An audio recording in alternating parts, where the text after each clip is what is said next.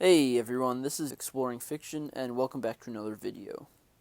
So today I just wanted to cover something that if you're in the comic sphere of YouTube, you've probably already heard of, but the recent comic Batman Urban Legends number 6 just came out and finally outed Tim Drake Robin as bi. So at the end of that comic, if you haven't seen, Tim Drake, who was the third Robin, Batman's third Robin, accepted an offer to go out on a date with another guy. And so, of course, everyone's up in arms about this, and really all I have to say is, while they may have made Tim Drake bi, at least in their own words, let's be honest here, he's never going to date another woman again.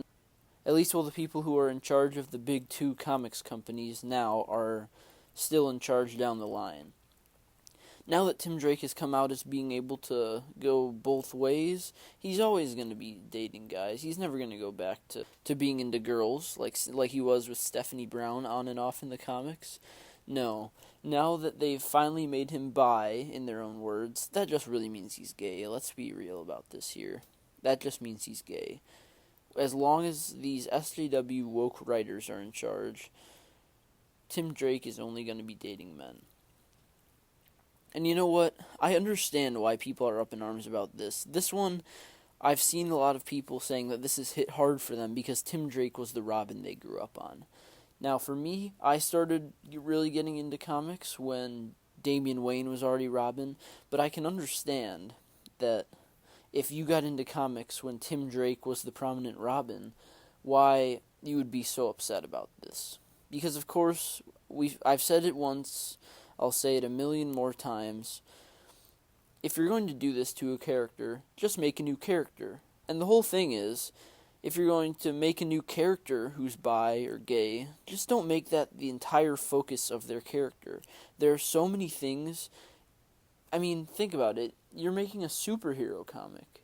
Why does it have to be about their sexuality? There's so many cool things to do with the superhero comic. I mean, the possibilities are endless. And yeah, they can have whatever sexuality you want if you're creating a new character. Of course, no one's denying that. But why does that have to be the focus of that character? Of course, you could say that and put it into your comic, but why is that the sole story? Why is that their struggle? So I definitely understand why people are mad about Tim Drake coming out as bi, because this is a really beloved character in the DC universe, and there's just no reason for him to come out as bi at all. I mean, we've all made jokes about Batman and Robin throughout the years, I'm sure. That's been a somewhat common thing, but I feel like it's been more tongue-in-cheek, and everyone knows that we're all kind of joking, except for those people who constantly have to make it about gay relationships and bi relationships and won't rest until everyone has that sort of relationship. And it's just, now they've taken another character, they've taken Tim Drake. So if this doesn't get you to wake up as a fan as to what the agenda of the true comic writers in the industry are doing right now, I don't know what will wake you up. I mean, you have to see that comics, the mainstream, the big two, and some of the other big companies right now they just don't care about you as fans. They have their own ideas for what they want to do, mainly involving using race and sexuality as the centerpiece of a story, and making every character change their race or sexuality for identity points, and calling that their story, when really that isn't really a story. But if this doesn't show you that they're truly up to that, I don't know what will. We've had this going on for 5 or 6 years, and this time I'm seeing a little more amount of people up in arms, and I don't blame you. I think you should be, especially since this is such a beloved character. And I'm just here to tell you that if this doesn't show you what the true intentions of the big two are right now, I don't know what will.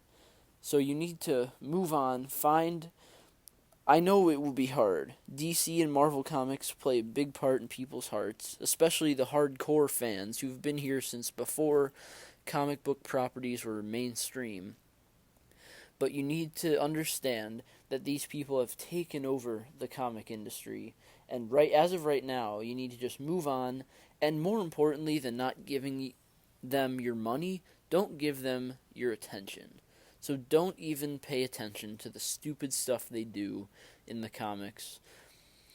Find new comics and comic creators who care about their fans. And then, hopefully, by doing that collectively, it'll start to diminish the effects and the popularity and the influence of the mainstream comic industry, and we rational-minded people can take it back somewhere down the road. I'm sorry that's how it's going to be, but I'm afraid that's the only way we can do it right now. We have to play the long game if we want to reclaim the comics industry from these sick-minded people. So guys, that's all I have for you today. Thanks for watching. Like and comment if you agree, or even if you disagree. Tell me why down below. Subscribe if you haven't yet. And I will see you all next time. Thanks for watching.